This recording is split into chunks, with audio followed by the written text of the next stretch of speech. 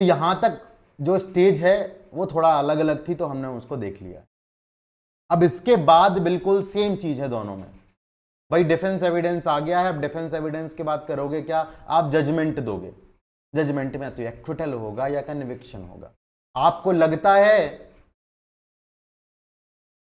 कि जो charge frame करा गया है, जहां पे चार्ज फ्रेम करा गया है, अक्यूज्ड गिल्टी नहीं है, अक्यूज्ड इज नॉट गिल्टी। आप मैजिस्ट्रेट साहब पे आप आते हैं, अक्यूज्ड इज नॉट गिल्टी, वहां पर आप ऑर्डर ऑफ एक्विटल रिकॉर्ड करेंगे, ऑर्डर ऑफ एक्विटल रिकॉर्ड करेंगे। और जहां पर आपको लगता है कि अक्यूज्ड गिल्टी है, वहां पर आप कन्विक्शन रिकॉर्ड करेंगे। Proceed he shall after hearing the question of sentence pass sentence according to upon him according to law। आप कन्विक्शन रिकॉर्ड करेंगे। कन्विक्शन रिकॉर्ड करके क्या करेंगे, आप उसको सुनेंगे ऑन क्वेश्चन ऑफ सेंटेंस। भाई एक बार आपने पहले ये डिसाइड कर लिया गिल्टी नॉट गिल्टी, उसके बाद में फिर आप ये डिसाइड करेंगे कि कितनी सजा होनी है। इसके लिए you will hear accused on question of sentence, there will be rehearing on question of sentence. ये सेशन ट्रायल में भी था, ये वारंट ट्रायल में भी है। वारंट ट्रायल में दोनों के लिए कॉमन है ये। The accused shall be heard on question of sentence. वो लोग बोलेंगे कि भाई इनको तो 10 साल की सजा दे दो, अक्यूज जा करके बोलेगा अरे नहीं मालिक हमें इतनी सजा मत दीजिए, हमें 1 साल की सजा दीजिए, ठीक है। और उसके बाद में आप जो भी सेंटेंस है वो पास कर देंगे उसको। लेकिन ये सेंटेंस पास करने की जरूरत नहीं होती है मैजिस्ट्रेट साहब को अंडर 2 प्रोविजंस, 364 एंड 401। अब 401 से आप फेमिलियर है। अगर आपने अक्यूज्ड को प्रोबेशन पे या आफ्टर एडमोनिशन छोड़ दिया, आफ्टर एडमोनिशन और ऑन प्रोबेशन अगर आपने छोड़ दिया, फिर आपको ये सेंटेंस पास करने की जरूरत नहीं है। आप गिल्टी तो रिकॉर्ड करेंगे, लेकिन आप क्वेश्चन ऑफ सेंटेंस पर उसको नहीं सुनेंगे, ना ही उसके ऊपर सेंटेंस पास करेंगे। अगर आप जो है प्रोबेशन पर या उसको एडमोनिशन करके छोड़ देते हैं, भर्त्सना करके छोड़ देते हैं, भाई आपने डांट फटकार दिया, इसके अलावा आपको कुछ नहीं करना है, छोड़ दीजिए उसको। ऑफेंस ज्यादा सीरियस नहीं था। या आपको लगता है कि भाई ये अच्छा कंडक्ट मेंटेन कर सकता है, इसको प्रोबेशन पर छोड़ा जा सकता है, ये फर्स्ट टाइम ऑफेंडर है, there are some criteria about it. 401 जो हम पहुंचेंगे तो पढ़ेंगे, there is criteria. What is the criteria कि भाई 21 ईयर्स से नीचे का है और उसने डेथ या लाइफ इम्प्रिजनमेंट से पनिशेबल कोई ऑफेंस नहीं किया है, वुमेन है, सेम केस में आ रही है वो, और फर्स्ट टाइम ऑफेंडर है, या फिर वो 21 साल से ऊपर का व्यक्ति है लेकिन उसने पहली बार ऑफेंस किया है और वो 7 साल से कम का अपराध है, तो ऐसे केसेस में आप प्रोबेशन पर भी छोड़ सकते हैं। तो जो है आप अगर वहां छोड़ रहे हैं तो फिर उसको रिकॉर्ड करने की जरूरत नहीं पड़ती है। सेशन ट्रायल में भी मैंने आपको बताया। ये 364 में अगर प्रोसीड करें तो वहां पर भी जरूरत नहीं है। भाई 364 क्या है, तो बड़ा आसान है। आप जो है मैजिस्ट्रेट साहब हैं, आपने केस को सुना, आपने पाया ये गिल्टी है। The first requirement you found that the accused before me is guilty of the offence, लेकिन मैं इसको सजा केवल 3 साल तक की दे सकता हूं और इसको सजा मिलनी चाहिए इससे भी ज्यादा। You are of the opinion that he must be punished with more severe punishment, इसको और कठिन जो है सजा मिलनी चाहिए, आपको ऐसा लगता है मैजिस्ट्रेट होने के नाते। भाई आपको ऐसा लग गया है, उसको सजा ज़्यादा होनी चाहिए, आप दे नहीं सकते हैं, because you are only empowered to inflict the punishments up to 3 years। तो ऐसे केसेस में आप आपको ओपिनियन लिखेंगे कि भाई ये गिल्टी है, इसको सजा ज़्यादा होनी चाहिए, और केस को ट्रांसफर कर देंगे चीफ जुडिशियल मैजिस्ट्रेट साहब के पास में। अब चीफ जुडिशियल मैजिस्ट्रेट साहब सुनेंगे उस व्यक्ति को, और दूसरे एविडेंसेस को बुलाना चाहें तो उस एविडेंस को भी ले लेंगे, वो नए एविडेंसेस ले सकते हैं, और उसके बाद जो है जजमेंट पास कर देंगे एज पर द लॉ, जो भी उनको लगता है ठीक है। एक्विटल भी रिकॉर्ड कर सकते हैं वो, या ज़्यादा सज़ा उनको देनी है तो ज़्यादा सज़ा दे सकते हैं, जितनी भी सज़ा देनी है he can do it. Chief judicial magistrate. तो you will transfer the case, कब आप ट्रांसफर करते हैं इसलिए क्योंकि आप जो है सजा उतनी नहीं दे पा रहे हैं जितनी दी जानी चाहिए। ये आपको पता लगता है कब, जब आपने गिल्ट रिकॉर्ड कर लिया है, you have found that the accused is guilty. यही करने का, ऐसा नहीं कि बीच में आपको पता लग जाता है, बीच में भी आप कर सकते हैं that you are not competent to try such case, उस केस में भी करते हैं दैट वी विल रीड। जब हम ये 360 के बाद के सेक्शंस पर पहुंचेंगे तो वहां पर देखेंगे उसको भी। लेकिन यहां पर ग्राउंड क्या है, आपने पा लिया कि वो गिल्टी है, इसके बाद आपको लगता है कि भाई ये सजा जो है कम है, इतनी से ज्यादा सजा इसको होनी चाहिए, सीवर पनिशमेंट से इसको पनिश किया जाना चाहिए। आप केस को रिपोर्ट कर देंगे अपना ओपिनियन के साथ, आपका ओपिनियन जरूर लिखना है आपको, सीजीएम साहब फिर उस केस को देख लेंगे। एक बार नहीं हो तो आप जरा 364 ओपन कर लीजिए, मैं आपके लिए पढ़ भी देता हूं, साथ साथ आपके बैरेट को देख लीजिएगा जरा। Section 364, procedure when magistrate can not pass sentence sufficiently severe, wherever a magistrate is of the opinion after hearing the evidence for the prosecution and the accused that the accused is guilty, the first requirement कि accused को guilty होना पड़ेगा, and he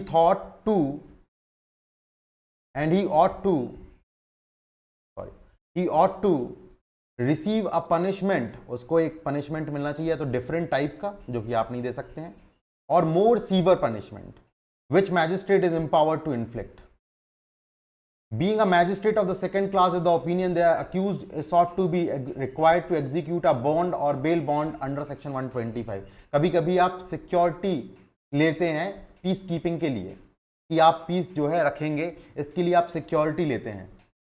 तो ये second class जो magistrate होते हैं वो सिक्योरिटी लेने के लिए एम्पावर्ड नहीं होते, वो judicial magistrate first class empowered होता है।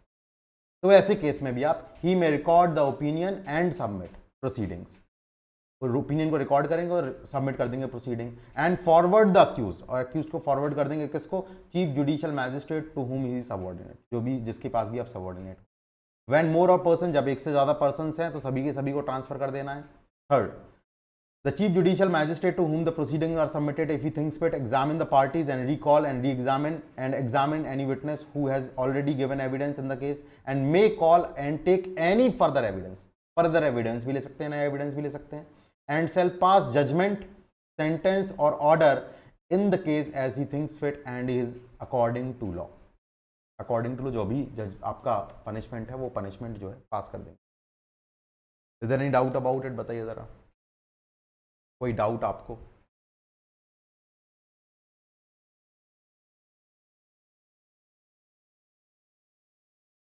कोई डाउट नहीं, नो डाउट। चलिए आगे देखिए।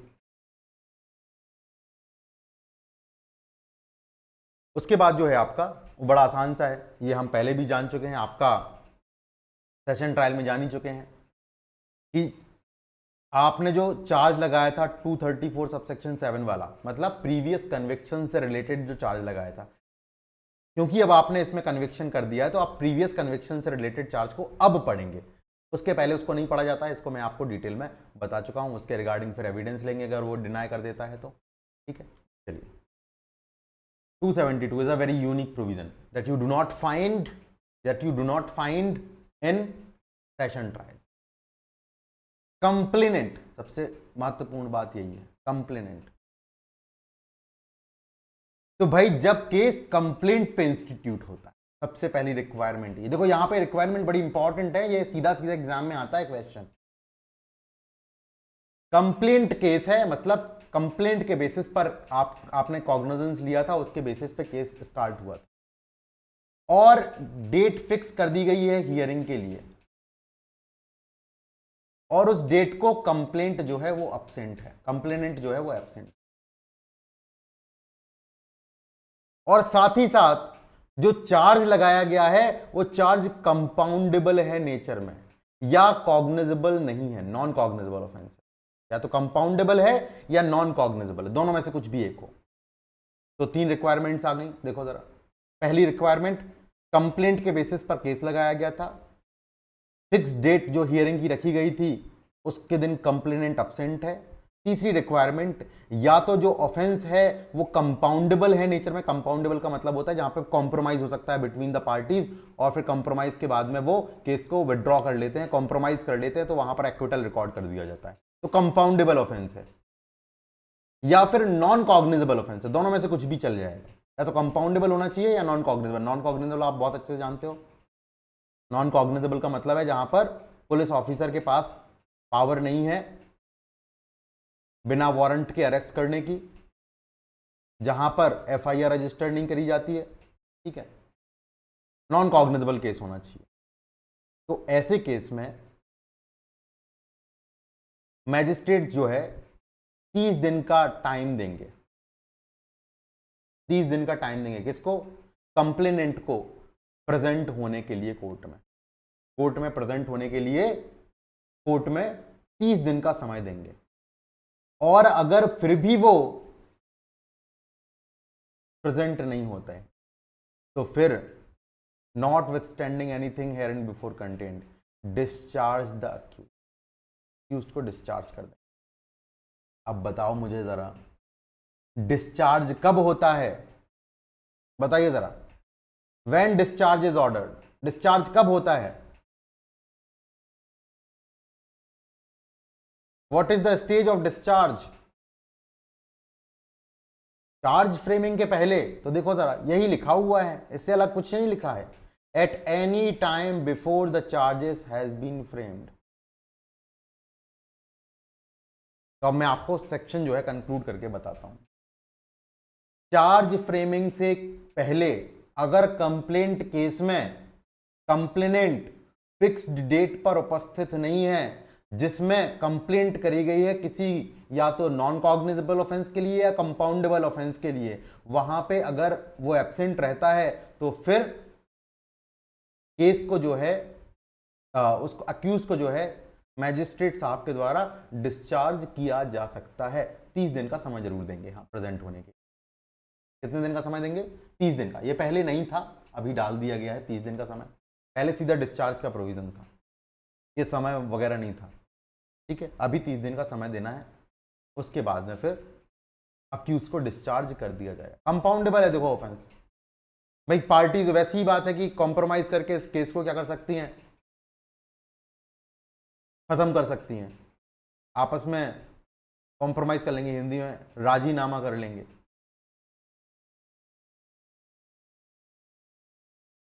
ऑफेंस नॉन कॉग्निजेबल है, मतलब ज्यादा सीरियस ऑफेंस भी नहीं है, और ऐसे में कंप्लेनेंट जो है वो दिख रहा है कि आ ही नहीं रहा है कोर्ट में, he is being absent, so it shows that he is not interested in prosecuting the accused। जब वो इंटरेस्टेड ही नहीं है तो ऐसे केस में जहां पर चार्ज फ्रेम भी नहीं हुए हैं अभी, आप क्या कर देंगे? अक्यूज्ड को डिस्चार्ज कर। चार्ज फ्रेमिंग के बाद क्या डिस्चार्ज हो सकता है? मंतशा बताएं, whether after framing of charge accused को डिस्चार्ज किया जा सकता है? Mantasha unmute yourself. क्या होगा चार्ज फ्रेम करने के बाद?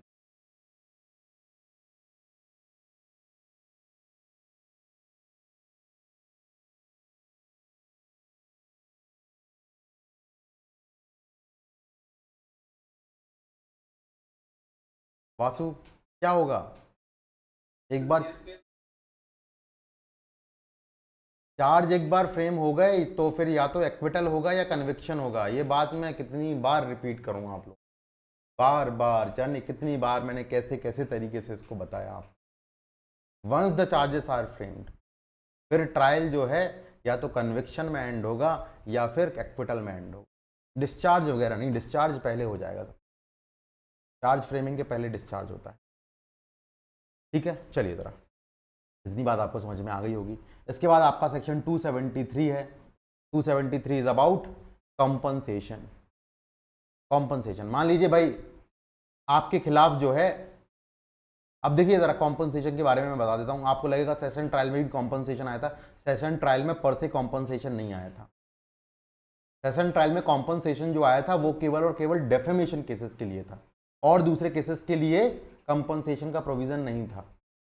ये जो 273 है ये वारंट केसेस, सारे वारंट केसेस के लिए है, चाहे वो कंप्लेंट पे रजिस्टर हुए हों या फिर अदरवाइज नॉन कंप्लेंट रजिस्टर हुए हों, जहां पर इंफॉर्मेंट या कंप्लेनेंट जो है बिना किसी रीजनेबल ग्राउंड के, मैजिस्ट्रेट्स आपको लगता है कि बिना किसी रीजनेबल ग्राउंड के जो है कंप्लेंट करी गई थी अक्यूज्ड के अगेंस्ट, तो मैजिस्ट्रेट साहब जो है डिस्चार्ज करते समय या एक्विटल करते समय,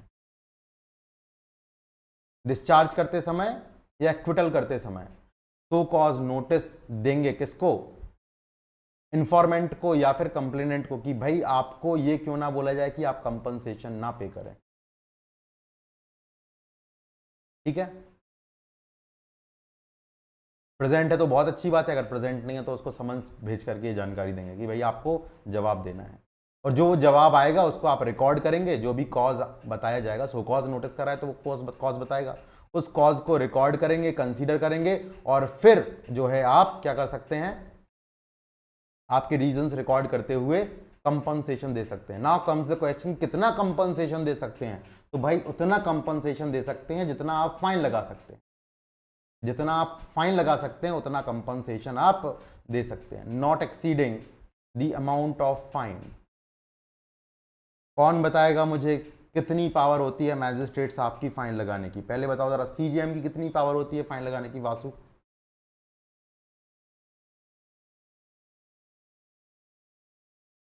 अरे वासु, माइक अनम्यूट करो। What is the power of CGM to impose fine?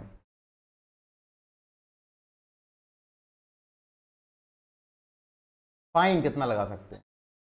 Unlimited fine. JMFC कितना लगा सकता है? जुडिशियल मैजिस्ट्रेट फर्स्ट क्लास कितना लगा सकता है? मानसी, मानसी, हाँ हाँ, 7,000? ये 7,000?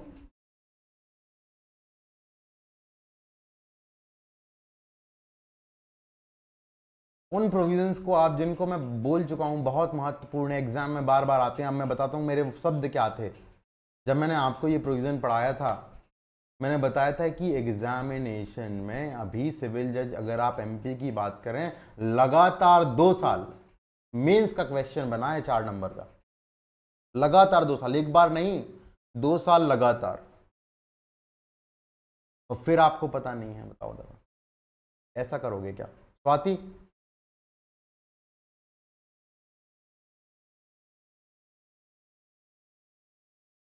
$50K, 50,000। वासु,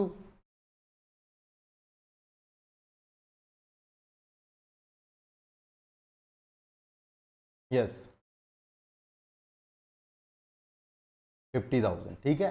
और आपका जो सेकंड क्लास मैजिस्ट्रेट है वो कितना लगाएगा? 10,000, ठीक है। याद रखना है, इतना तो याद रखो कम से कम, ठीक है। चलो जरा, बहुत बढ़िया। तो भाई जितना आप फाइन लगा सकते हैं उतना ही आप क्या करेंगे, फाइन इम्पोज, वो उतना जितना आप फाइन लगा सकते हैं उतना ही आप कंपनसेशन जो है अवॉर्ड कर सकते हैं। वो कंपनसेशन किसको मिलेगा? ऑब्वियस सी बात है, कंपनसेशन कंप्लेनेंट के द्वारा दिया जाएगा या इन्फॉर्मेंट के द्वारा दिया जाएगा। किसको दिया जाएगा? अक्यूज्ड को दिया जाएगा, ठीक है। कैसे रिकवर किया जाएगा? तो मैंने बताया था, जिस तरीके से फाइन रिकवर किया जाता है उसी तरीके से आपका कंपनसेशन भी रिकवर किया जाएगा। सबसे इंपॉर्टेंट बात मैं आपको जो बताने वाला हूं वो ये कि समन्स केसेस में कंपनसेशन की व्यवस्था अलग से नहीं है। यही प्रोविजन जो वारंट केसेस के लिए अप्लाई होता है, यही प्रोविजन आपका समन्स केसेस के लिए अप्लाई होता है। ये लिखा हुआ है आपका सबसेक्शन 8 में, the provisions to this section apply to summons case as well as to warrant case. तो इस बात को आपको ध्यान रखना है। इस समन्स केस में सॉरी, समन्स केस में अलग से कुछ लिखा नहीं हुआ है। ये जो प्रोविजन यहां पर है यही आपका वारंट केसेस पर भी अप्लाई होता है, ठीक है। चलो जरा, बाकी सारी बातें वही हैं जो आपने वहां पे करी थी। कहाँ? आपके सेशन कोर्ट के लिए वही सारी बातें यहाँ लिखी हुई हैं कि भाई कब तक नहीं देना, जब तक अपील का टाइम ही निकल जाए। अपील जब अगर कर दी गई है तो अपील का जो डिसीजन होगा उसके हिसाब से दिया जाएगा।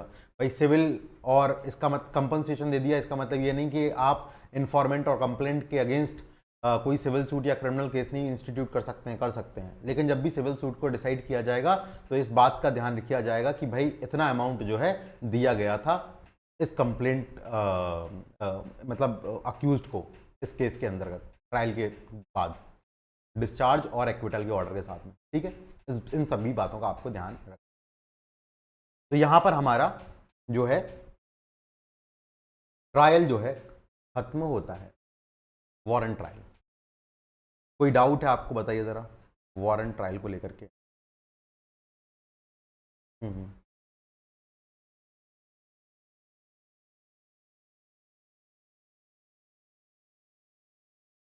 करोगे 2 से 5 का एग्जाम है सेशन, अच्छा सेमेस्टर एग्जाम्स हैं। हाँ, क्या एग्जाम है किस सब्जेक्ट का?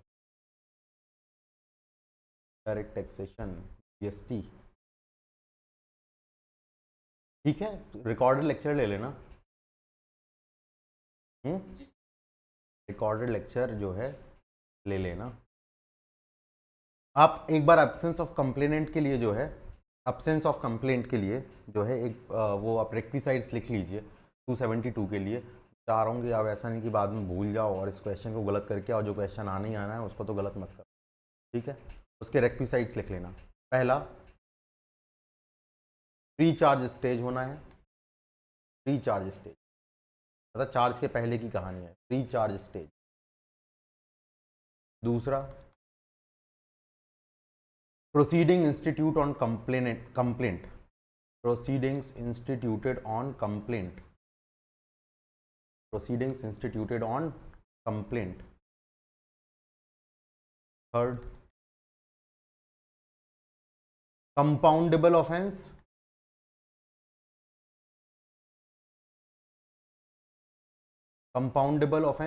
or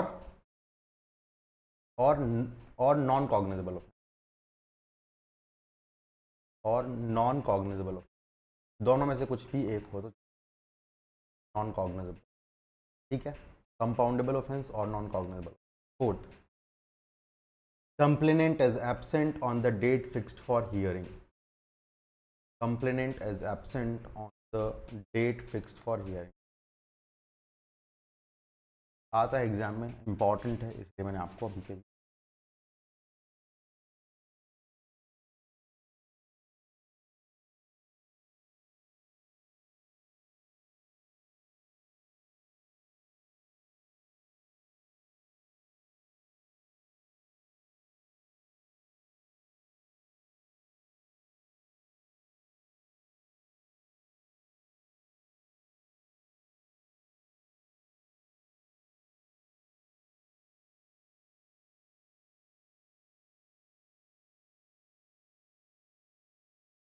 ठीक है।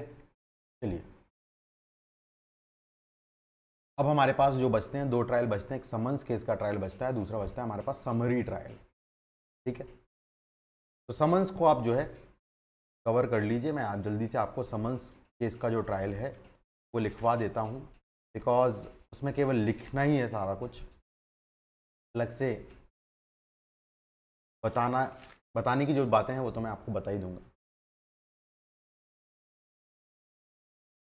कुछ बातें जो समन्स केस के बारे में आपको पता होनी चाहिए, समन्स ट्रायल के बारे में। हालांकि वो बातें मैं आपको शुरुआत में बता चुका हूँ जब समन्स और वारंट केस का डिफरेंस मैंने लिखवाया था। वहां बताया था कि चार्ज फ्रेम करना जरूरी होता है वहां पर। यहां पर आप समन्स केस में चार्ज फ्रेम करना जरूरी नहीं होता है। आप अक्यूज को केवल नोटिस देते हैं कि आपके खिलाफ ये चार्जेस हैं, और फिर अगर उस नोटिस के बाद वो बोलता है कि यस आई प्लीड गिल्टी, आप उसको कन्विक्ट कर देते हैं। साथ ही साथ अगर आपको पेटी ऑफेंसेस का ध्यान आ रहा हो, कौन से ऑफेंसेस ध्यान आ रहे हो? पेटी ऑफेंसेस 229 सेक्शन 229। या अक्यूज को आप स्पेशल समन, मैंने बताया था स्पेशल समन्स भेजते हैं कि भाई आप जो है आपके ऊपर इतना फाइन लगा हुआ है, आप सीधा फाइन जमा करिए, गिल्टी बताइए और आपको कन्विक्ट कर दिया जाएगा, क्योंकि आपने फाइन ऑलरेडी भेज दिया है। फाइन ही बस उसमें दिया जाना था और कुछ दिया भी नहीं जाना था। तो conviction in absence of accused, और जहां पर आप ऐसे प्रोसीड नहीं करते वहां पर एविडेंस लेंगे। एविडेंस कैसा? सीधा सीधा प्रोसिक्यूशन का भी ले लो, प्रोसिक्यूशन का एविडेंस लेने के बाद डिफेंस का एविडेंस ले, और उसके बाद जजमेंट दे दो एक्विटल का। बस सीधा सीधा इतना ही प्रोविजंस है। और उसके बाद फिर जो प्रोविजंस हैं they are very important, they are very important. 279, 280, 281 ये इंपॉर्टेंट है, क्योंकि एग्जाम में ये आते हैं बहुत ज्यादा कि आप एब्सेंट हो तो क्या करेंगे, आप अपीयर ही नहीं हुए, कंप्लेनेंट जो है अपीयर ही नहीं हुआ, उसकी डेथ हो गई तो क्या होगा, आप कंप्लेंट कब तक विड्रॉ कर सकते हो? कंप्लेंट विड्रॉ कैसे कर सकते हो? मैजिस्ट्रेट की पावर प्रोसीडिंग्स को स्टॉप करने की, जैसे इन्वेस्टिगेशन में भी पावर दी थी, मैंने आपको बताया था जब हम सेक्शन 187 पढ़ रहे थे, तो मैंने बताया था आपको कि वहां पर मैजिस्ट्रेट को पावर है समन्स केस में, अगर इन्वेस्टिगेशन 6 महीने के अंदर कंप्लीट नहीं हुई है तो इन्वेस्टिगेशन को स्टॉप करने का डायरेक्शन दे सकते हैं। इन्वेस्टिगेशन में स्टॉप करने का डायरेक्शन था, तो आप प्रोसीडिंग भी स्टॉप करने का पावर होता है सर्टेन केसेस में, वो जानना है। और साथ ही साथ बहुत बार ऐसा होगा कि आप समन्स केस को वारंट केस में कन्वर्ट कर सकते हैं, समन्स केस को वारंट केस में कन्वर्ट कर सकते हैं। तो कन्वर्जन ये जो है वो हमें जानना। प्रोसीजर जो है बड़ा सिंपल सा प्रोसीजर है। प्रोसीजर मैंने बता दिया, प्रोसीजर कुछ नहीं है, नोटिस दो किसको, सामने जो अक्यूज्ड है, अक्यूज को नोटिस हो जाना चाहिए कि भाई ये, नोटिस देने का मतलब ये नहीं कि राइटिंग में नोटिस, नोटिस देने का मतलब ये है कि जो सब्सटेंस है एक्यूजेशन का वो बता दो अक्यूज्ड को। फॉर्मल चार्ज फ्रेम करने की जरूरत नहीं है, जैसे फॉर्म नंबर 33 में चार्ज फ्रेम हो रहे थे अभी सेशन ट्रायल में, वारंट ट्रायल में ऐसा फ्रेम करने की जरूरत नहीं है। आप तो बता दो कि भाई तुम्हारे खिलाफ ये चार्जेस है, हालांकि वो भी लिखे ही जाते हैं, बताऊं आपको, वो सब्सटेंस भी लिखा ही जाता है, फॉर्मली ऐसे चार्ज फ्रेम नहीं किया जाता है, बस लिख दिया, बता दिया, उसको पूछ लिया यू प्लीड गिल्टी और claim to be tried, he pleads guilty, convict कर दोगे उसको।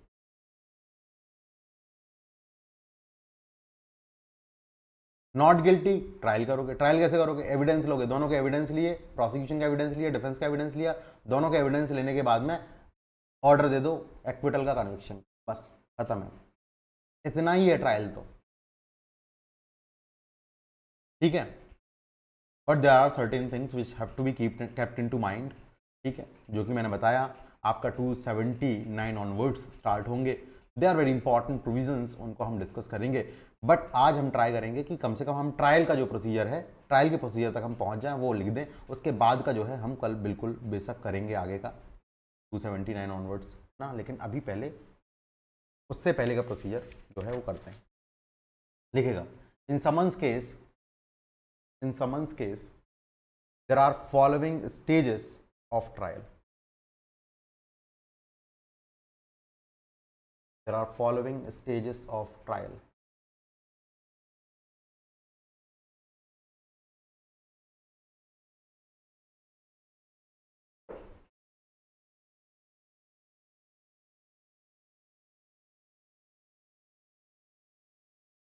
Following stages of charges, ठीक है, लिखेगा, substance of accusation, substance of accusation to be told to the accused, to be told to the accused,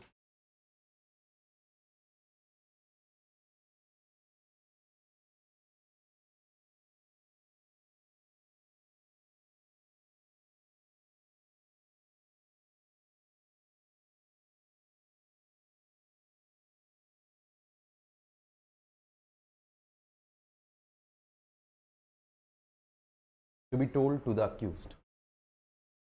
substance बताएंगे कि भाई accusation आपके खिलाफ क्या आरोप हैं, ये इसका सब्सटेंस आप किसको बताएंगे? एक्यूज को बताएंगे। And asked whether he wants to plead guilty or not, and asked whether he wants to plead guilty or not, ये भी पूछेंगे कि वो गिल्टी प्ली करना चाहता है या नहीं, full stop. But framing of charge it is not necessary, charge frame करना जो है जरूरी नहीं है,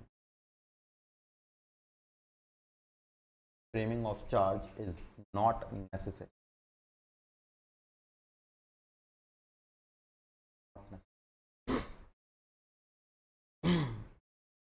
charge is not necessary. This is the first stage, आपने नोटिस दे दिया एक्विजिशन का, well and good, charge frame करने की जरूरत नहीं है। Second point, second stage, if he pleads guilty, if he pleads guilty, magistrate shall record the plea and may convict the accused। Plea को record करेंगे और अक्यूज्ड को जो है कन्विक्ट कर सकते हैं, मे कन्विक्ट द अक्यूज्ड। लेकिन एक बात याद रखनी है आपको, यहां पर जो भी प्ली कौन देता है, अक्यूज देगा, उसको उन्हीं शब्दों में रिकॉर्ड किया जाएगा, बिल्कुल उन्हीं शब्दों में। क्यों? ये बहुत जरूरी है, क्योंकि भाई देखो, अभी आप जब अपील के प्रोविजंस पढ़ोगे ना, तो अपील में जानोगे कि ये समन्स केसेस में कुछ केसेस ऐसे हैं जहां पर अगर वो गिल्टी प्ली करता है तो फिर वो अपील नहीं कर सकता। हाँ, क्वांटम ऑफ सेंटेंस के लिए अपील हो सकती है, लेकिन क्वेश्चन ऑफ फैक्ट्स के लिए कि नहीं साहब मैंने तो अपराध किया नहीं, इस बेसिस पर अपील भी नहीं कर सकता है वो। इसलिए यहां पर बहुत जरूरी है कि उसी के शब्दों में प्ली को रिकॉर्ड किया जाए, जो भी वो बोले रिप्लाई में उसको रिकॉर्ड किया जाए उसी के शब्दों में। ठीक है, लिख लेना, recording plea in words of accused, recording plea in words of accused, words of accused is a mandatory procedure, is a mandatory procedure as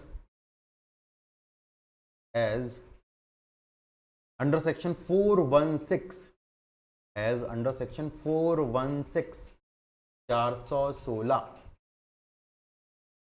he may not be allowed to appeal, he may not be allowed to appeal।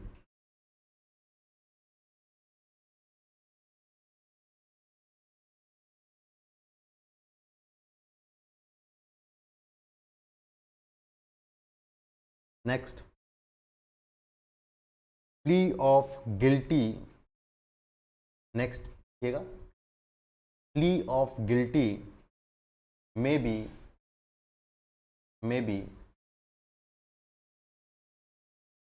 be sent through post or messenger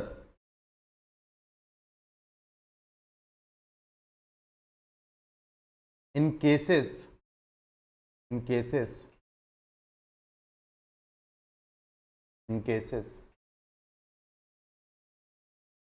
where special summons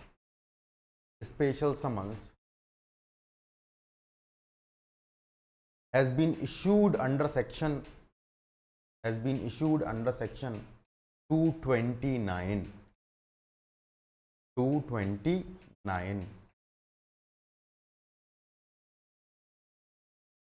and accused can be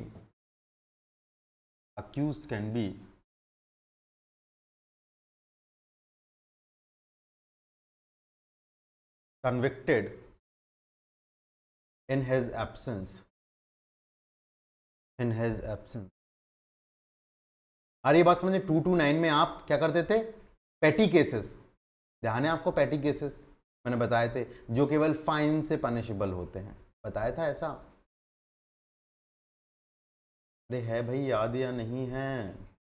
वो खुद appear होके या advocate के through appear होके बोल सकता था court में कि हाँ साहब हमने अपराध किया है, तो उस फाइन को वो ले लेंगे और उसका कन्विक्शन रिकॉर्ड कर देंगे। ठीक है, next, if he is not convicted,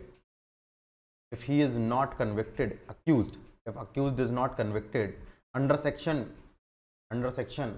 275 और 276, जो ऊपर दो लिखे हैं, एक सेकेंड पॉइंट आपका 275 था, थर्ड पॉइंट जो आपने लिखा है वो सेक्शन 276 है। अगर उसका कन्विक्शन नहीं हुआ, अगर उसको कन्विक्ट नहीं किया गया, तो फिर आपको क्या करना पड़ेगा, एविडेंस लेना पड़ेगा। Convicted is not convicted under section 275 and 276, magistrate shall hear and take evidence of both the parties,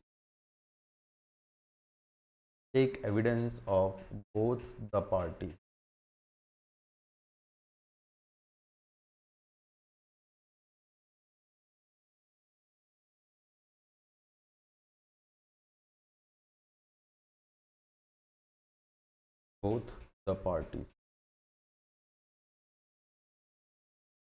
The same time, parties may apply for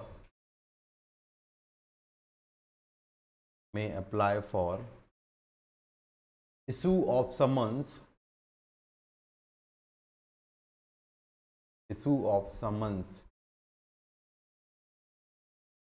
for securing attendance of witnesses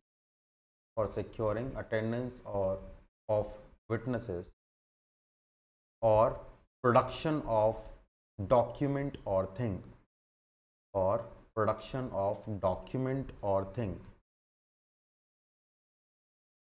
but court may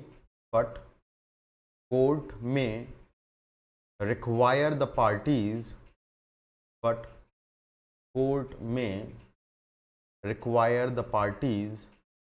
to deposit reasonable expenses.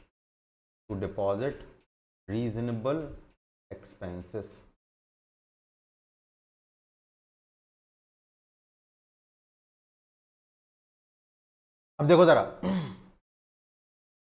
अब 254 की अलग अलग stages यहां नहीं लिखी हैं, नहीं लिखा है कि 254 में सबसे पहले प्रोसिक्यूशन का एविडेंस लेना है फिर डिफेंस, ऐसा कुछ नहीं लिखा है। लेकिन हमें पता है कि भाई सबसे पहले क्या होगा, सबसे पहले प्रोसिक्यूशन एविडेंस लिया जाएगा। सबसे पहले क्या लिया जाएगा? प्रोसिक्यूशन एविडेंस लिया जाएगा। अब कैसे लिया जाता है वो हम जानेंगे, मेमोरेंडम के फॉर्म में लेते हैं, क्वेश्चन आंसर फॉर्म में नहीं लेते हैं। समन्स केस में आप जब एविडेंस रिकॉर्ड करते हैं तो क्वेश्चन आंसर फॉर्म में रिकॉर्ड ना करके उसको रिकॉर्ड करते हैं कैसे फॉर्म में? उसको रिकॉर्ड करते हैं आप मेमोरेंडम के फॉर्म में। पढ़ेंगे ये सारी बातें, हम जानेंगे आगे जब इंक्वायरी ट्रायल से रिलेटेड प्रोविजंस को हम पढ़ेंगे, वहां पर इन सब बातों को जो है हम जानेंगे बहुत अच्छे से कि रिकॉर्ड समन्स केस में कैसे बनाए। 309 previously it used to be section 274। भाई ये हो जाएगा, इसके बाद में आपका कौन सा प्रोविजन आएगा? सेक्शन 352 वाली स्टेज आएगी। 352 मतलब रिटन में आप क्या दोगे? आपके जो भी आर्ग्यूमेंट्स रहते हैं, सबमिशंस रहते हैं, उनको आप रिटन में दे सकते हो। ये सब जगह होता है, आपका सेशन ट्रायल में भी होगा, वारंट ट्रायल में भी होगा, सब जगह है। और फिर प्रोसिक्यूशन एविडेंस खत्म हो जाने के बाद किसकी स्टेज आती है? 351 सबसेक्शन 1 क्लॉज बी की, एग्जामिनेशन ऑफ अक्यूज्ड। और जब ये हो जाएगा तो फिर इसके बाद में आप डिफेंस एविडेंस पर आगे बढ़ जाएंगे। भाई डिफेंस एविडेंस लेंगे और फिर डिफेंस एविडेंस जो है उसके खत्म हो जाने के बाद ये 352 वाला राइट डिफेंस के पास भी होगा कि वो भी अपने रिटन जो है सबमिशन सबमिट कर सकते हैं। यही जो प्रोसीजर है वो फॉलो किया जाएगा। This is the procedure which will be followed. नहीं लिखा है इसमें, नहीं लिखा कि भाई कैसे किया जाएगा, बट हम जानते हैं यही प्रोसीजर होता है, इसी तरीके से रिकॉर्ड किया जाता है। ठीक है, दिस क्लियर? 265 आपको क्लियर हुआ नहीं हुआ? सॉरी 265 बोल रहा हूँ मैं, तो ये 277। ठीक है, 277 इज क्लियर और नॉट? इतनी होगी बातें। इसके बाद आप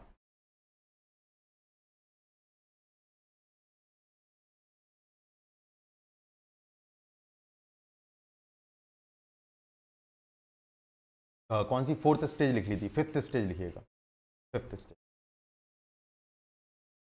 if the magistrate finds accused not guilty, if the accused finds magistrate not guilty, he shall record an order of acquittal. He shall record, हाँ मैं रिपीट ही कर रहा हूँ। फिफ्थ पॉइंट है ना आपका, फिफ्थ स्टेज लिख रहे हैं हम, उसमें पहला पॉइंट लिखिएगा, फिफ्थ के अंदर भी पहला पॉइंट लिखिएगा। If magistrate finds accused not guilty, accused not guilty,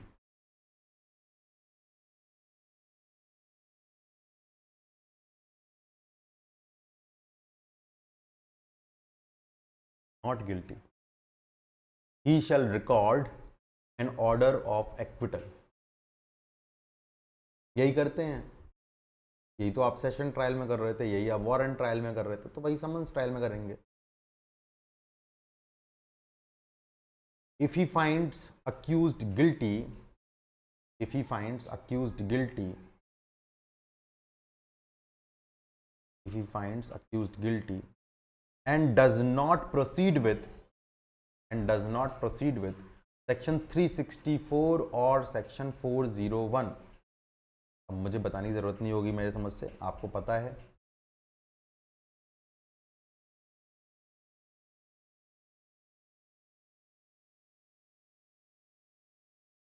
pass sentence upon him, 401, pass sentence upon him, pass sentence। अब एक बात आपने नोटिस करी, आप जब वारंट ट्रायल की बात कर रहे थे, जब आप सेशन ट्रायल की बात कर रहे थे, तो आप दोनों जगह ये देख रहे थे कि सेंटेंस पास करने से पहले आप अक्यूज्ड को क्वेश्चन ऑफ सेंटेंस पर कि कितनी सजा दी जानी चाहिए इस पर भी सुन रहे थे। समन्स केस में वो सुनने की जरूरत नहीं है, समन्स केस में वो सुनने की जरूरत नहीं है, कदाचित नहीं है। ठीक है, इस बात को आप जरूर लिख लीजिएगा। Not necessary to hear the accused on question of sentence. ठीक है, इसी के अंदर नेक्स्ट पॉइंट लिखिएगा। In a summons case, in a summons case, very important, in a summons case, accused can be convicted of an offense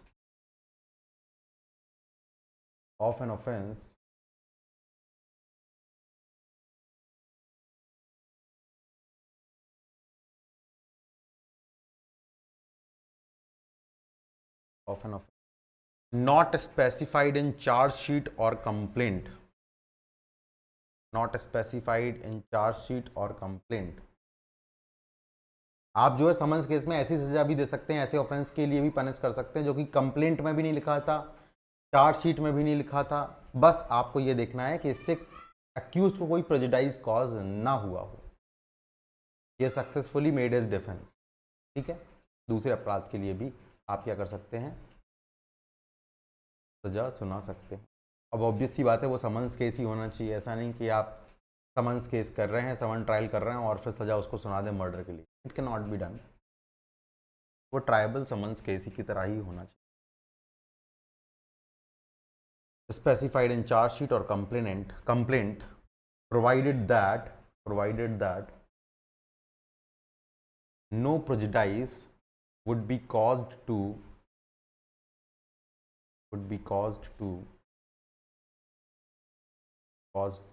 accused, no prejudice would be caused to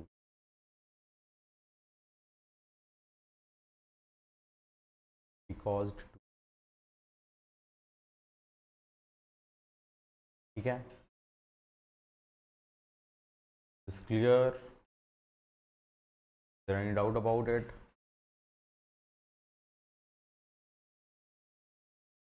ये देखो आपका acquittal हो गया, conviction हो गया, जो difference आ रहा था वो डिफरेंस मैंने आपको बता दिया।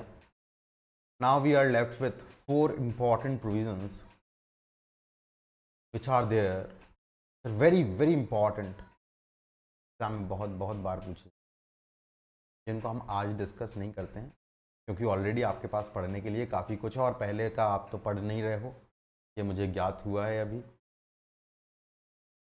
बिल्कुल पढ़ाई नहीं कर रहे, तो नहीं कर रहे हो तो पढ़ाई करने का मौका है आपके पास, पढ़ लो ज़रा जल्दी से इसको, और फिर मैं आगे के जो प्रोविजंस हैं जो इम्पोर्टेंट भी हैं उनको मैं आपको कल बताऊंगा। And we will also write distinction between warrant case and a summons case, और फिर कुछ प्रोविजंस हैं जो मैजिस्ट्रेट की पावर के साथ डील करेंगे, जिनमें से एक हमने जान ली है हालांकि आज 364, लेकिन अभी हमारे पास और प्रोविजंस बचेंगे। ठीक है, उनको भी हम जो है पढ़ेंगे, 362, 363, इनको भी जो है हमें जानना है, तो इनको हम कल जानेंगे। और होपफुली अगर समय अलाउ करेगा हम समरी ट्रायल की तरफ भी बढ़ जाएंगे। चलिए, that is all for today's class. If you have any doubt right now, तो अभी आप